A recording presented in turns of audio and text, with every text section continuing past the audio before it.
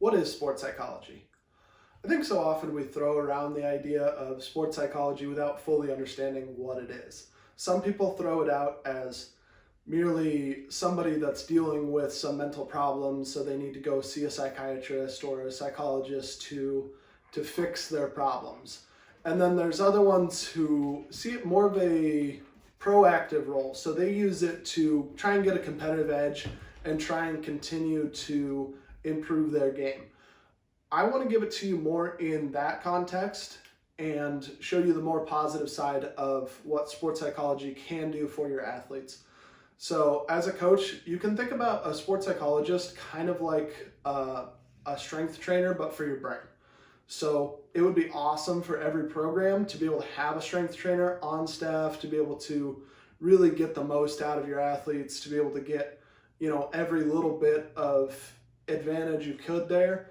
But it's not realistic for most programs to have a strength trainer on their payroll.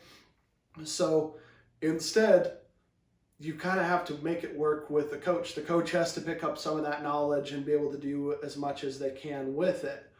And it's the same with a sports psychologist. While your program might not be able to afford having a sports psychologist all the time, it'd be a great thing for every coach to at least have some basic knowledge to be able to implement some of the stuff and take advantage of the things that we have learned from sports psychology. So that's what this YouTube channel is going to be all about, is showing you how to take the tools from sports psychology and apply them to your athletes. And the place that first starts is in the thinking, in the meta thinking, the ways we think, like optimism, pessimism, realism.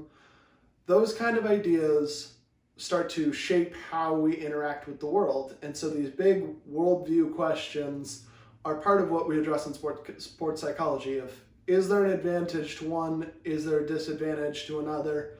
So with the optimism versus pessimism versus realism question, realism doesn't really exist. It's just pessimism. And optimism actually wins the day. And we'll cover that in a different video, but just kind of an idea of what we'll be looking at. And then once you have some of those big ways of thinking, that worldview, things that can really push your team forward, then you're going to start looking at the mental skills to be able to implement them, the tools to have in their tool belt to be able to access some of those things that'll help them to perform better. So just real easy strategies for your athletes to actually use in everyday performance. And then the last thing is behavior. When you start to use these things, you'll start to see them affect the behavior, and you'll get to see how their behavior can change based off of what they're thinking mentally. So think about a quarterback standing in the pocket who's getting pressured from a middle linebacker. They can have a fear-based response, right, where they're trying to avoid being hit and avoid trying to take that contact. Or you can have a more adaptive response where they're actually keeping their eyes down the field. They're seeing their wide receiver who has a step on their corner and throwing the ball to them, right? They might take the hit afterwards, but their response was the better response because they're not worried about the fear. They're worried about, keeping their focus where it needs to be in that moment.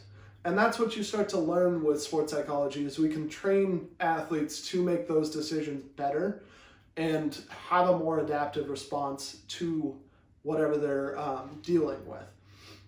And we really want this to be something that isn't just on the field, but off the field as well. So some of the examples, some of the stuff we'll talk about will be for athletes on the field. Most of it will be, and then some of it will be for off the field and stuff that ways that you can use these ideas to really better your players in their life in general.